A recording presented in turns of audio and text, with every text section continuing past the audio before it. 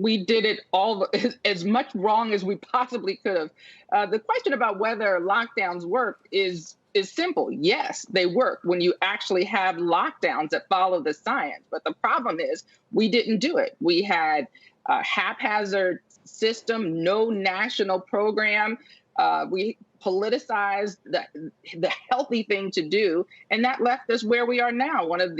We're way far down on the list of countries that have done a great job responding to COVID.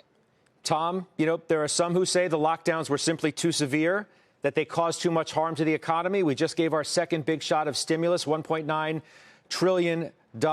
Florida never had a mask mandate. California had arguably some of the strictest measures in the entire country. As I look at the numbers right now, the death rate per 100,000 people, California 137, Florida 148. An obvious difference, but not an overwhelmingly dramatic one. And Florida's economy is now doing better than California and many places in this country. What does that tell you? Well, first, let's talk about what we learned that was on the positive side. We did learn that the business community can adapt and adapt really well, as it did. And we learned that technology and everything it offered both to consumer and businesses could fuel a whole new level of productivity and new ways to work. And we certainly learned that on the health and biology side that we could step up to a challenge, and we were up to it in terms of what our companies were able to do vaccine-wise. And I agree with the mayor. What we also learned is we have government that is incredibly incompetent at both the federal and state level. We may think of ourselves as a first world economy, but we certainly acted like a third world country when it came to handling this. And most remarkable, when it came to psyche, we ended up with almost half the country willing to reelect the guy who is most responsible for the greatest degree of incompetence. So we learned a lot on both sides there. In terms of why then, Tom? But why then are the Wall Street Journal and other publications saying things like vindication for Ron DeSantis? He, of course, the governor of Florida, who said, quote, "We said every business has the right to operate. You cannot close anything.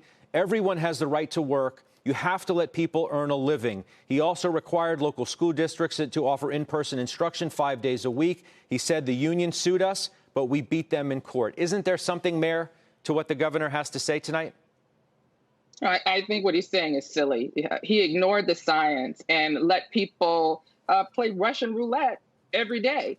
And the fact that people got lucky isn't something to be proud about. I mean, he should have been a better model of what leadership is. It would be different if he coupled personal responsibility with science, if he coupled personal responsibility with modeling the behavior that would have kept people safe.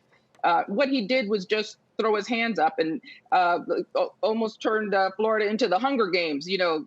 Every man for himself, and he just got lucky that not more people died. Tom, Dr. Scott Gottlieb said the states that didn't implement as stringent measures, they did pay a price for it. And I don't think that you can explain that away. I mean, that sort of comment seems to agree with what you're saying. But there are a large number of people in this country, Tom, who suggest that the lockdowns were too harsh, they were too severe, they went on too long, and they dramatically impacted business. Well, I'm much more familiar with the New York to Florida comparison. And there's a lot of misinformation out there that Florida came through this with less harm to the economy relative to New York.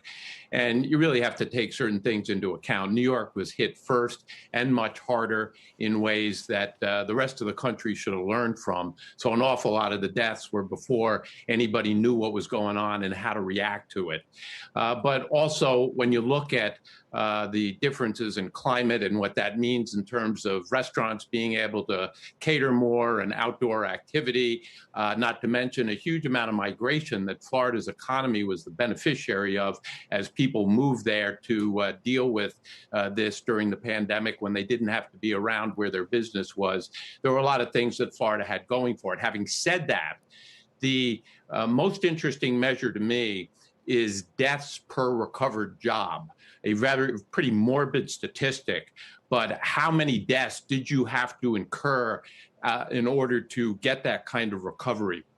And the number of Florida deaths per recovered job relative to New York was about 78% higher. Yes, its economy and jobs did not sustain as big a loss, but that's because of a lot of factors that are not apples to apples. Sure. When you look at the price paid, and every death is a terrible price paid, the price paid per job, if you're going to use that as a measure of economic benefit, was horrendous.